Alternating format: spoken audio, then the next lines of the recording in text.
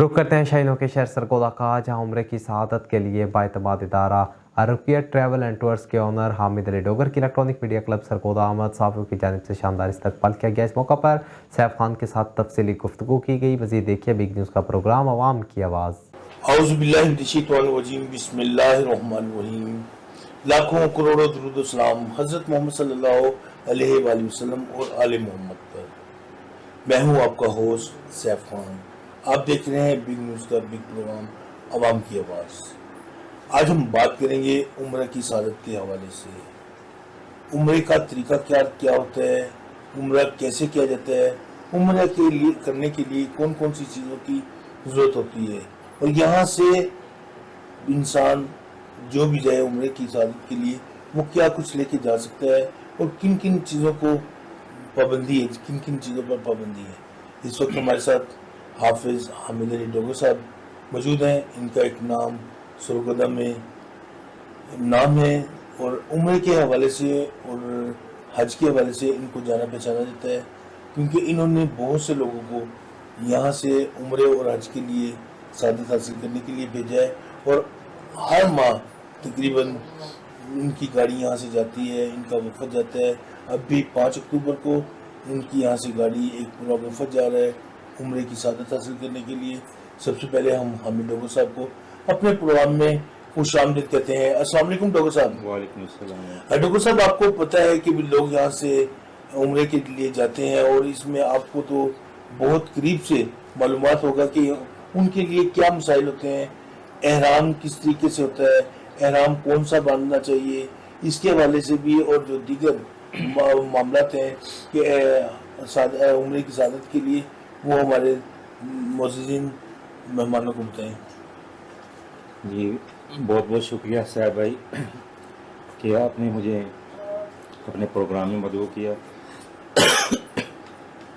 आज बात करेंगे हम उम्रा के हवाले से कि सबसे पहले तो आपने ये सवाल किया कि उम्रा के लिए जो लोग जाते हैं वो क्या क्या सामान लेकर जा सकते हैं। जी सबसे पहले तो उम्रा की हम कहीं भी चले जाएं कि उसके लिए एक तैयारी होती है, और अल्लाह के घर जाना है हमने, तो पहले तो ये हमारी नीयत जो है ना वो बिल्कुल साफ़ होनी चाहिए। रिश्तेदारों से मिलकर जाएं, जो आपसे नाराज़ है आप उसको भी मिलकर जाएं। कल को ये ना कहे देखो जी मेरे से तो वो बुग़्ज़ रखता था तो अल्लाह के घर चला गया, पहले वो मुझे मनाए फिर बाद में अल्लाह के घर जाए।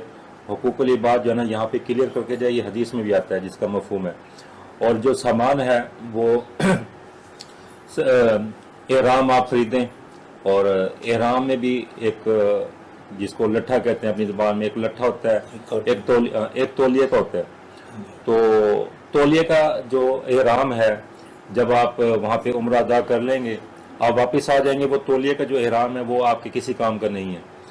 और जब आप लट्ठे का एहराम लेंगे, आप उम्र अदा कर लेंगे, आप वापस भी आ जाएंगे, वो आप अपने उसका अपना सूट भी सिलवा सकते हैं, अपने बच्चों के कपड़े भी सिलवा सकते हैं।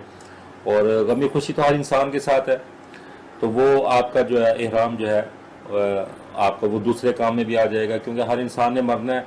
कुछ लोग अपना वहाँ से आबे ज़मज़म में धोकर लाते हैं, अपने जो है ना वो गमी में भी इस्तेमाल कर लेते हैं।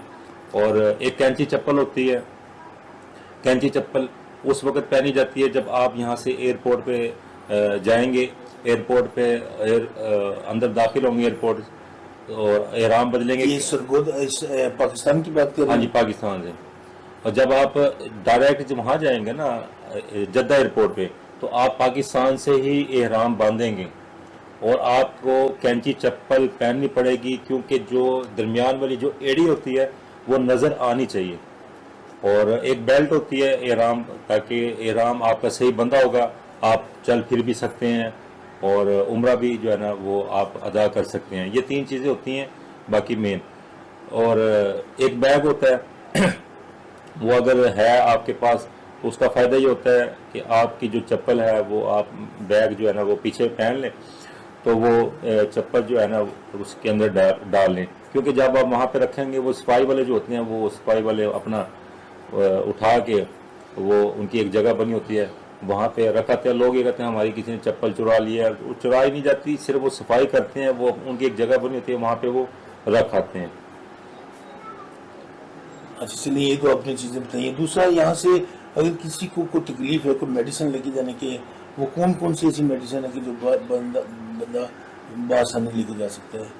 देखिए साहब भाई, मेडिसिन तो आपने दूसरे मुल्क जाना है, और दूसरे मुल्क जाने के लिए कोई कायदे कानून होते हैं। ये तो नहीं है कि हम जो भी मेडिसिन देखिए और वो अपने बैग में डाल लियो और वो लेकर चले गए। मिसाल के तौर पे आपको छोटी मोटी कोई खांसी है, थोड़ा बुखार है, ये छोटी मोटी मेडिसिन आप लेकर जा सकते हैं।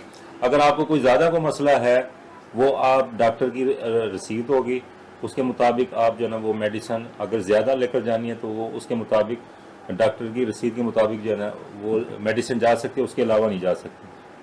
अच्छा, ये तो आपने चीज़ें बता दी कि जो बंदा लेके जा सकता है, रुमानियत में कुछ चीज़ों की जो वहाँ पे उनके लिए प्रॉब्लम्स क्रिएट हो जाते हैं। एक पासपोर्ट का जो कहते हैं कि वहाँ पे जब बंदा एयरपोर्ट से उतरता है तो वो पासपोर्ट चेक करते हैं, तो वो क्या तरीकाकार होता है उसका? साहब भाई, जब अगर ग्रुप की शक्ल में जाते हैं ना लोग, तो उसमें बड़े फ़ायदे मिल जाते हैं।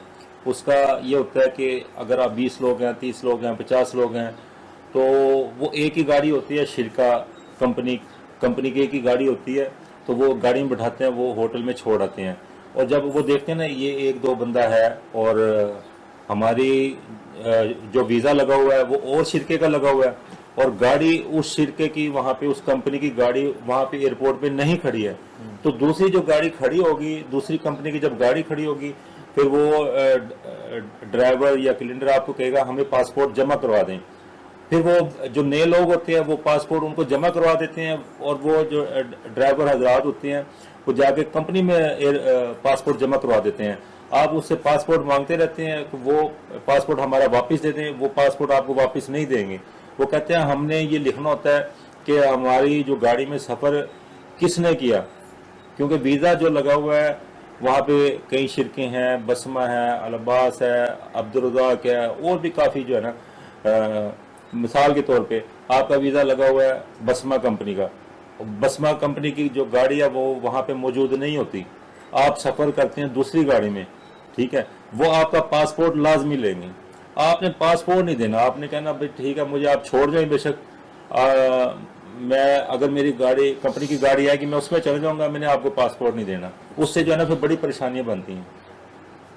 अच्छा, दूसरा तरीकाकार ये कि वहाँ पर पहुँच गए, अपने मुकाम पे पहुँच गए, तो उम्रा करने का क्या तरीकाकार होता है?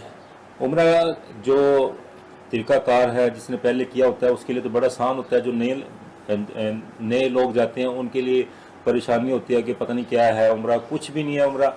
वहाँ पे सिर्फ 7 चक्कर जो होते हैं ना वो खाना काबा के हैं, 7 चक्कर जो है ना वो सफ़ा मरबा के हैं।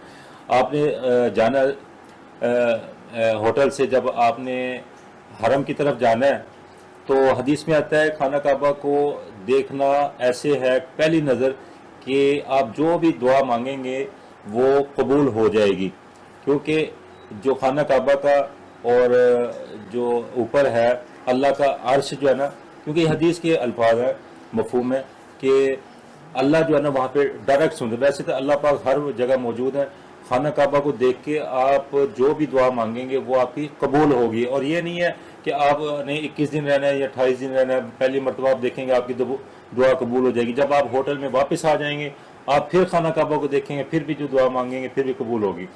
और वहाँ पे आपने जाना है, सबसे पहले तो खाना काबा को देखना है, आपने दुआ करनी है जो भी आपके दिल में आए। आप आधा घंटा मांगे दुआ, 1 घंटा मांगे, कोई मसला ही नहीं है। फिर उसका उम्रा अदा करने के लिए जो तरीकाकार है, आपने खाना काबा में दाखिल हो जाना है और आपने वहाँ खाना काबा में दाखिल होने के बाद सीधे हाथ पे चला जाना है। सीधे हाथ पे आपको एक लाइट नज़र आएगी, आप सब्ज़ लाइट नज़र आएगी, और आपका जो बाया कंधा है वो हजर अस्वद की तरफ हो जाएगा, और जो सीधा कंधा है वो सब्ज़ लाइट की तरफ हो जाएगा।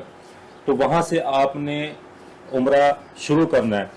बिस्मिल्लाहि अल्लाहु अकबर हजर अस्वद की तरफ देखकर आपने वहाँ से चक्कर लगाना शुरू कर देना है, और पहले 3 चक्कर में आपने रमल करना है। रमल उसको कहते हैं कि भागने की शक्ल बनानी है आपने। भागना नहीं है क्योंकि रश बहुत होता है, भागने की शक्ल बनानी है। पहले 3 चक्कर में आपने रमल करना है, दूसरे जो 4 चक्कर हैं वो आपने आहिस्ता आहिस्ता, और जो भी आपके दिल में आए दुआ आए, कोई ज़रूरी नहीं है कि वो जो आपने कोई किताब में लिखी होगी आपने वही दुआ पढ़नी है, कोई मसनून जो आपके दिल में है, चौथा कलमा, तीसरा कलमा, जो कोई भी दुआ मांगते रहें चक्कर के दौरान। और जो चक्कर जब आपके 7 चक्कर मुकम्मल हो जाएंगे फिर मुकाम इब्राहिम एक अच्छा, इसमें चक्रों के वाले से मैं बात करता कि उम्रे के लिए जो 7 चक्कर लगाने पड़ते हैं काबा शरीफ पे, तो उसमें ऐसे कि कोई बंदा थक जाए, 3 चक्कर लगाए, 4 चक्कर लगाए, तो वो बाद में मुकम्मल कर सकता है?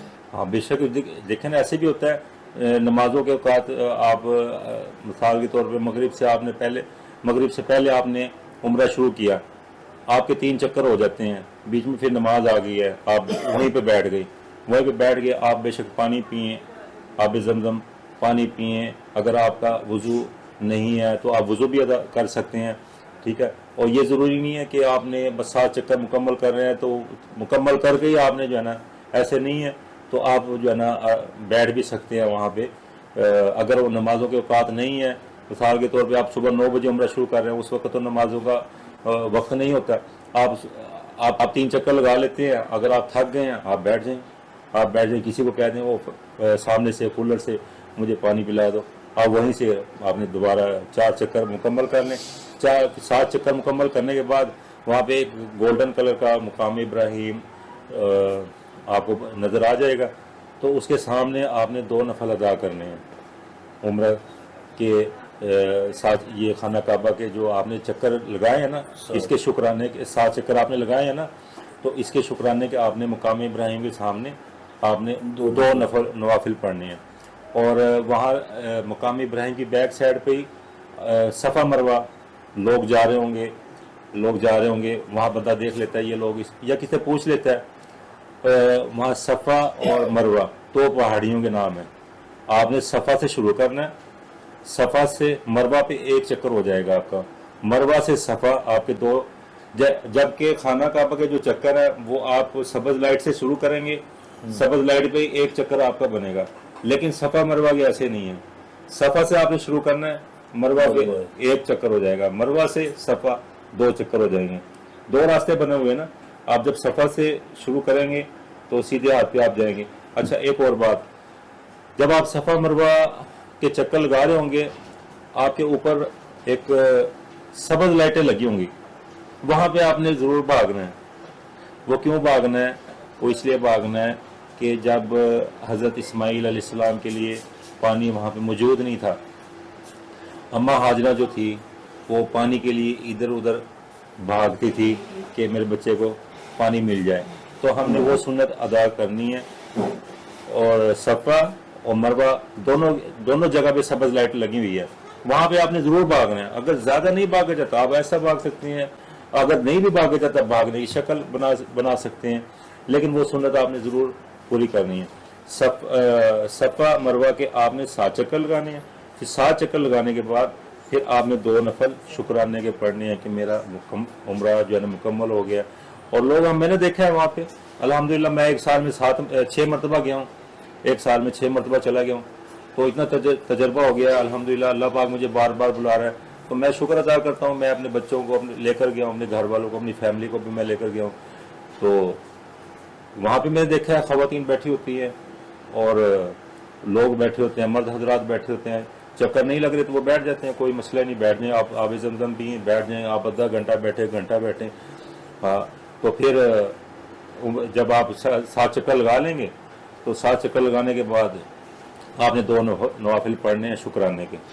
तो एहराम जो है ना आपने नहीं खोलना, आपने बाल कटवा कर फिर आपने एहराम खोलना है, ये बाल कटवाने की क्या है, वो ब्लेड फुलाना पड़ता है? जी, ब्लेड फुलाना पड़ता है। वहाँ पे मैंने देखा है कि दूसरे मुल्कों के, बल्कि पाकिस्तान के हमारे लोग भी ऐसे ही वो औरतों की तरह बाल कटवाते हैं, जैसे ख़वातीन वहाँ पे वो उंगली पे जो है ना लपेट कर, वो मर्द हजरात भी पता नहीं क्या। भाई तुम इतना पैसा भी लगा कर जा रहे हो, भाई अगर तुम्हारे बाल कट भी गए तो क्या हो जाएगा? वो अपनी इंसल्ट समझते हैं कुछ लोग, मैं ये नहीं कह रहा हर बंदा। आप बाल वो ब्लेड जो है ना लाजमी लगवाएं। तो دیکھیں جو کچھ لکھا ہوا ہے کتابوں میں، جو اللہ کے نبی نے فرمایا، ٹھیک ہے نا، وہ اس طرح اگر ہم عبادت کریں گے تو ہماری قبول بھی ہوگی. اگر ہم اپنی اس سے چلتے رہیں گے، اب ایک بندہ عمرہ کر کے آ گیا تو وہ لوگ اس کے گھر ملنے جا رہے ہیں، لوگوں نے دیکھا یار اس کے بال تو ویسے ویسے ہی ہیں، بھی تم نے عمرہ نہیں کیا، بھی عمرہ تو کیا میں نے، بال نہیں کٹوائے، بال کٹوائے تھے وہ انگلی میں ایسے کر کے نا، بس ایسے وہ میں نے ایسے کٹوا لیے تھے. تو وہ بلیڈ آپ لازمی لگوائیں. احرام بعد میں کھولنا ہے، بلیڈ پہلے لگوانا ہے، حکم یہ ہے. پھر آپ بلیڈ لگوا کر اپنے ہوٹل میں جائیں جہاں آپ نے رہائش بنائی ہوئی ہے. تو راستے میں بے شک کھانا کھائیں، یہ نہیں ہے کہ آپ نے احرام کھول کے ہی کھانا کھانا ہے.